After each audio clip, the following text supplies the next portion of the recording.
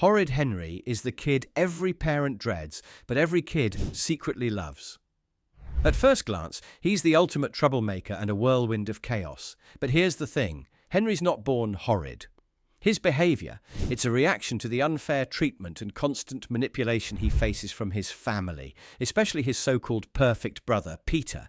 If Henry is a storm, his parents and the toxic weather are cooking him up. Let's get into the evidence and explore why Henry's parents, not Henry himself, are the real villains of the story.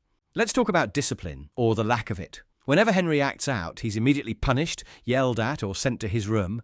But perfect Peter? He gets a free pass every time. In Horrid Henry and the Demon Dinner Lady, Peter tattles. And guess who takes the blame? Yep, Henry. It's favoritism at its worst, and it's emotionally damaging. Being labelled horrid over and over again only locks Henry deeper into that role. Henry's parents have a peculiar way of disciplining their children, one that is not only ineffective but likely detrimental to Henry's development. When Henry misbehaves, their go-to strategy is to yell, punish or send him to his room. What?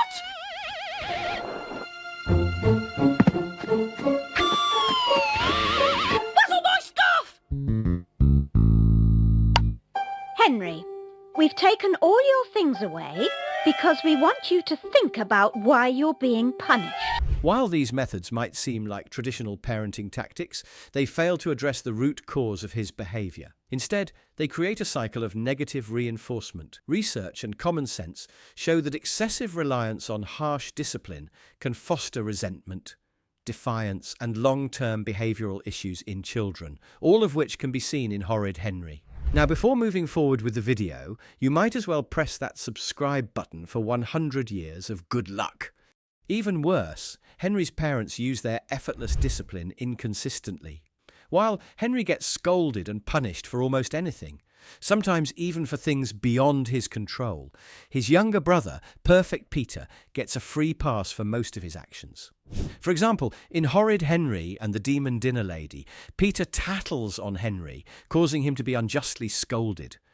This favoritism not only increases Henry's behaviour, but also fuels his resentment toward his brother and parents alike. One of the worst parts of their discipline is how often they say, "Don't be horrid, Henry." At first, it might sound harmless, even reasonable, but it's actually doing more harm than good. Psychologists argue that phrases like this often backfire, reinforcing the behaviour they're supposed to stop. It's like telling someone not to think of a pink elephant and then getting mad when they picture Dumbo in a tutu. By repeatedly labelling him as horrid, they cement this identity in Henry's mind, creating a self-fulfilling prophecy. Don't be horrid, Henry. Don't be horrid, Henry. Don't be horrid, Henry. Don't be horrid, Henry. Don't be horrid, Henry. Don't be horrid, Henry. When Henry faces genuine struggles, his parents show little interest in helping him navigate them. For instance, in Horrid Henry Tricks the Tooth Fairy, Henry eats all the sweets in the house in an effort to lose a tooth.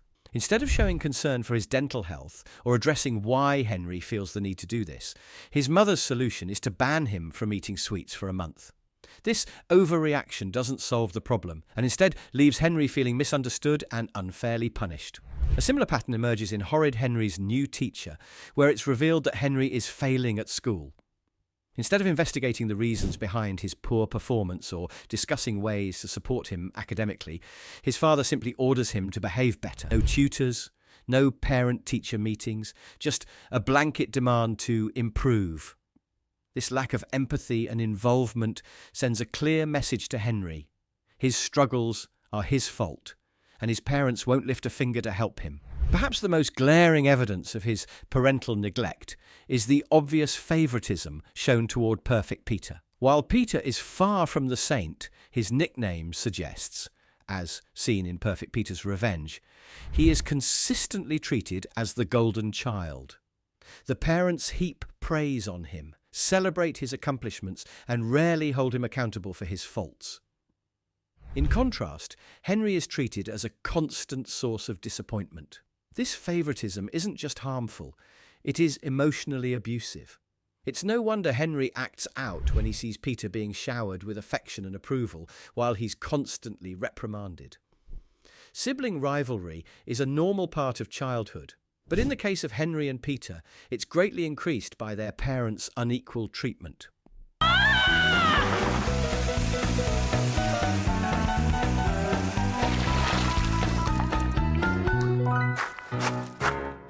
Henry! It was Peter's fault! He sprayed me! Don't tell lies, Henry.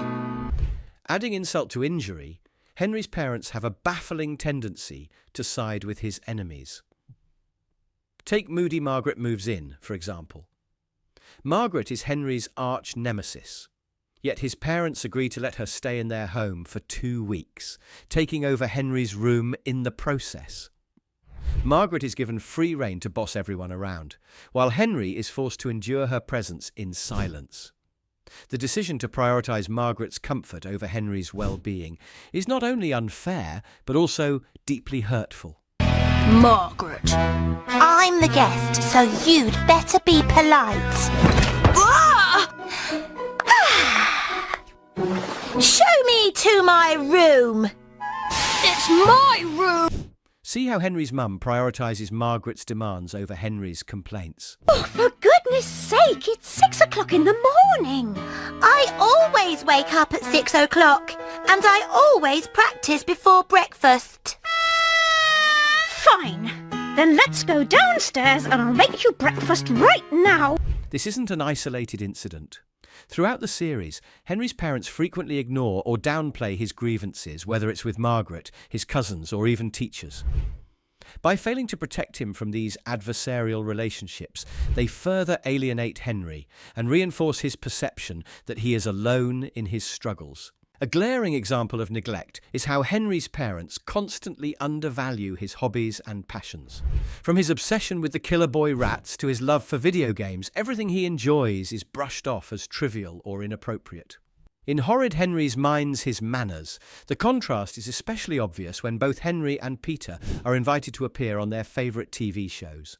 While Peter's opportunity is met with enthusiasm and full parental support, Henry's parents initially forbid him from participating in his show, despite it meaning just as much to him. It's only after Henry boldly calls out their hypocrisy that they change their minds, unlike Peter, who, whenever he gets a chance to shine, they roll out the red carpet. No treats for you, Henry. Only good children deserve to go to the fun fair. I've been good, Mum. Can I go? Of course you can, Peter. What? That's not fair! Henry's extended family doesn't fare much better. His cousin, stuck-up Steve, constantly belittles him. Aunt Ruby gives him socks for Christmas, and Great-Aunt Greta can't even remember his gender. At this point, you half expect the Tooth Fairy to skip Henry altogether and leave Peter an extra coin. These interactions show a broader pattern of neglect and mistreatment, suggesting that Henry's issues extend beyond his immediate family. For Steve, for me. Socks? That's not fair! Oops! When viewed through this lens, Henry's behaviour starts to make sense. Far from being naturally horrid, Henry is likely acting out as a way to cope with his toxic environment. His mischief and rebellion are his attempts to reclaim some sense of control in a world where he feels powerless and unloved. In many ways, Henry's antics are a cry for attention, a desperate bid to be noticed and valued by the people who are supposed to care for him the most. If you liked this video, you might enjoy this one in the screen too.